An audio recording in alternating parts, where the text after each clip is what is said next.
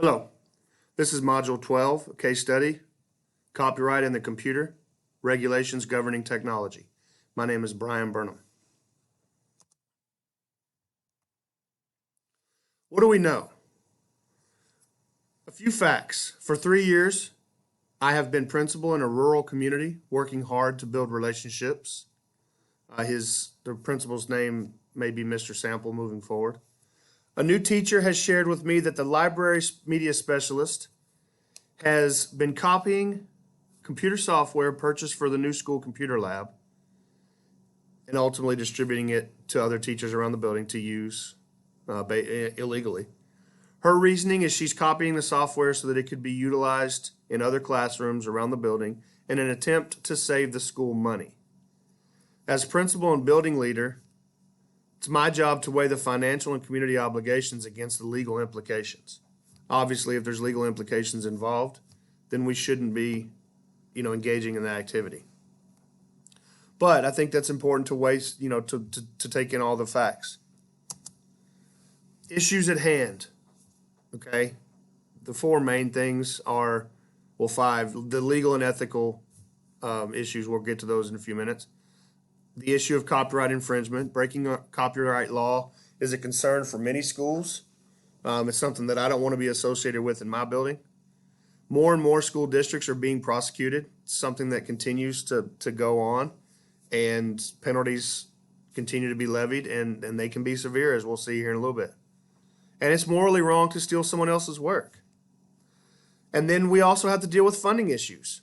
The parents in the St. Regis school are really already being asked to buy candy, gift wraps, and then sponsor a spring fling as well. There has to be a better solution to increase school funding and the use of parent dollars. That's according to Gray in 2007. The issue of equity. Equitable allocation of state funding is a serious issue facing many rural schools. Underfunded schools do not perform as well and have low student growth, according to Baker in 2017. And then obviously relationships. The relationship between principal and teacher and teachers are in jeopardy when legal issues arise. That's according to Gray 2007, and that's going to be demonstrated here as we move forward. The main statement that I think is important here is my job as the building leader to problem solve with my staff and community stakeholders on how to use funding and resources legally, equitably, and for the well-being of all students in my building. Synthesizing the facts. Let's look at the people involved. We have Miss Lynn, who is our librarian, the media specialist.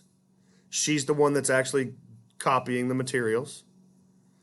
We have Miss Brandon, who is the teacher that brought it to my attention. She has 3 years experience, but this is her first year at St. Regis. Miss Williams is a teacher with many years of experience, and she's been at St. Regis for a very long time. We have Mrs. Evans, the PTA president.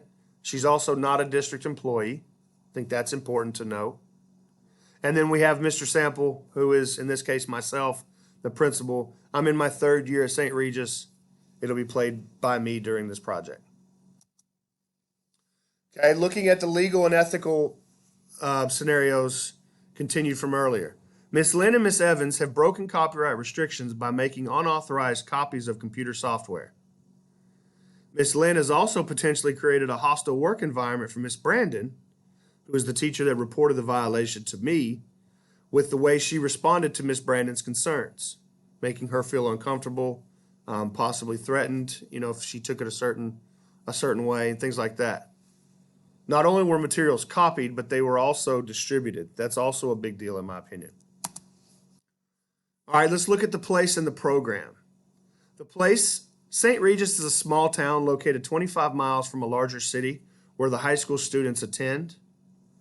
The program is St. Regis School. It's a public school, K-8, serving children of St. Regis and the surrounding areas. The population of our student body is 420 students. We have 2 teachers in each grade level. And then St. Regis also has 2 special education teachers. We receive minimal funding, state funding, and we rely heavily on fundraisers to support new initiatives. Being a rural school, our funding is lower than what would be in like in a metro area. Some things to keep in mind. I think we need to prioritize some of these things. Our computer lab, which consists of 20 computers, has been very popular and successful with the students and teachers, and they are extremely happy with the lab itself. The early success of the computer lab has caused teachers to request the software used in the lab to be available for their classroom computers. We do have classrooms that have a few computers in them as well. I think 2 per classroom. The media specialist who copied and distributed the software, which is Miss Lynn, was just trying to save money for the school. And even though it was brought to her attention of the copyright infringement law, she blew off the warning. And I think it's important to note that in this case because she had an opportunity to right the wrong and chose to blow it off and not make a big deal out of it, which then made Miss Brandon feel uncomfortable. When approached by the principal during my investigation, Miss Lynn confirmed that what she was doing, but said that it was the right thing to do and they wouldn't get caught because she's saving the school money and kids are benefiting from the situation. The use of copied material does not meet the standard for fair use that was claimed by the Houston School District that's going to be discussed later. The copied material is being used for the specific purpose it was created and being copied specifically to avoid paying the price that the material was set to be charged at, basically twice. This violates copyright law and regulation. That's from the U.S. Copyright Office, 2019. That litigation will be talked about briefly here in just a few minutes.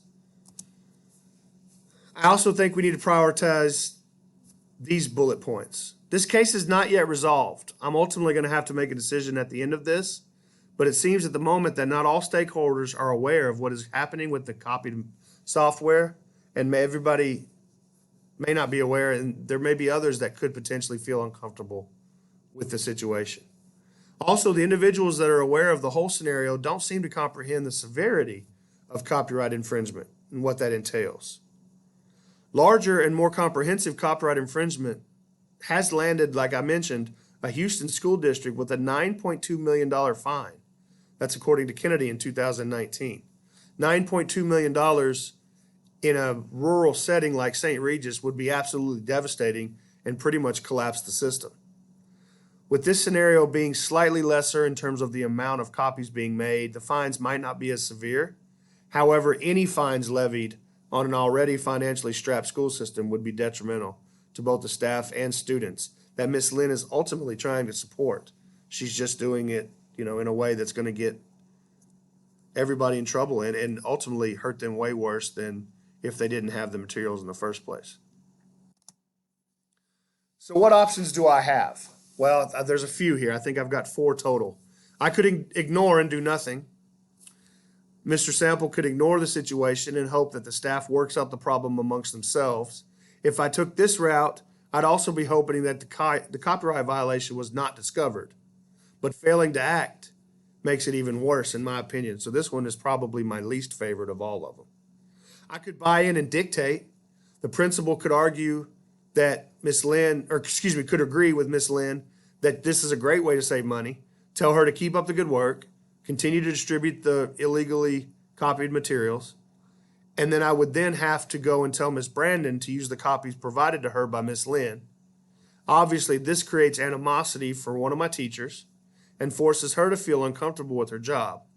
This creates an environment, as mentioned earlier, that may cause her stress and to feel like she's in a hostile work environment that ultimately would violate her fundamental rights.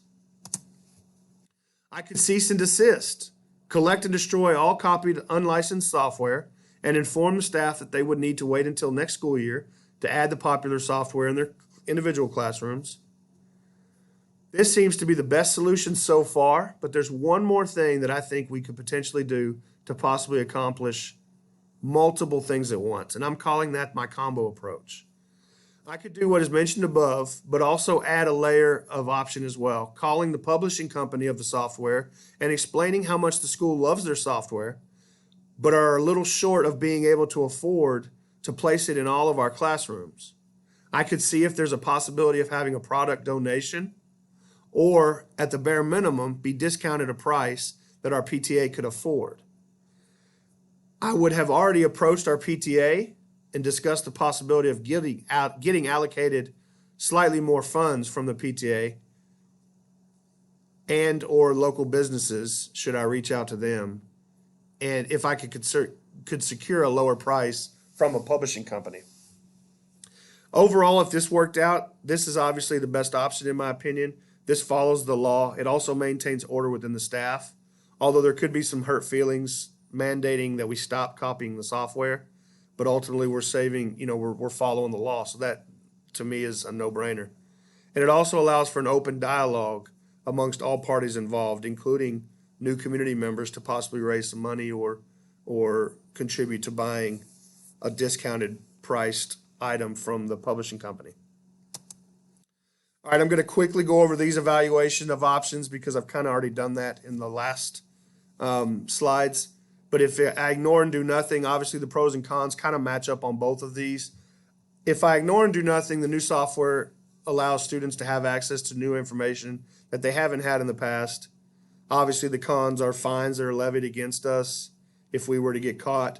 Plus, Miss Brandon would feel uncomfortable, and St. Regis might lose a teacher. And she may be a great teacher. She probably is a great teacher. And now we run the risk of losing a great teacher at a rural school who is difficult to hire teachers. Buying in and dictate, very similar pros and cons. I just don't think these options are great. Cease and desist. Obviously, it gets us out of, gets us protected because we're going to take up all the materials, but it causes the staff to have to wait at least a year to purchase additional software. And Miss Lynn has on an animosity towards Miss Brandon because she ultimately, kind of ruined, quote unquote, her ideas and plans to get the materials distributed. So she might create a hostile working environment for Miss Brandon. But the combo approach is the best one. School remains protected from fines. Staff and students receive the software, potentially saving staff relationships by salvaging both sides of the argument. And the only con I could see is Miss Lynn potentially being hostile still towards Miss Brandon for influencing the situation. But if we're able to get the materials at a discounted rate or donated, I think she would ultimately be able to be professional about it and understand the benefit of this option. Obviously, I said I would choose this approach. It seems to be the one that both avoids copyright infringement and maintains student success and well-being in the forefront. Advocating for my students' best interest and keeping my staff safe on all levels, including legal matters, is always going to be my number one priority. My building and staff would be protected from lawsuit. Any damaged relationships among staff could potentially be healed with a solution that works for both sides. We would potentially be creating new partnerships with local businesses, and we still get the software, hopefully, that would allow the school to extend computer-based projects into individual classrooms, thus benefiting the students long term. How do I implement this plan? Well, here's my 6 steps. I need to get a count, meaning I would just employ my school leadership team to get a head count on how many classrooms would actually ultimately want the software in their rooms. Probably all of them, if it's been that successful, but I still want to get a count. We're going to have a PD with staff. They need to know what copyright law is so that this in the future isn't such an easy thing to occur. I don't want them to think, oh, it's not that big of a deal. They need to understand the detriment nature of doing this sort of thing. Also, I want to work with the PTA. Members need to know copyright law. They also I need to use them to see if I can get a little bit more funding allocated to us to purchase technology like this. I want to make sure I discuss these options with our district. Are there more funds available? Can we help close the gap? Also do additional research. Maybe there's grants available from the federal government. Who knows? And then communicate. All stakeholders involved deserve to be told what decision was made and why it was made. And I would take pride in my ability to communicate that with everyone involved.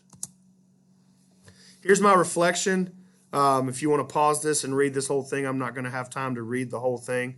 But basically, it's everything I just said in a nutshell. It's very easy to get caught up in a situation versus trying to do the right thing. Everybody has, best interest at heart. So we would just be ultimately trying to make the best decision that's going to keep everybody happy and do the right things.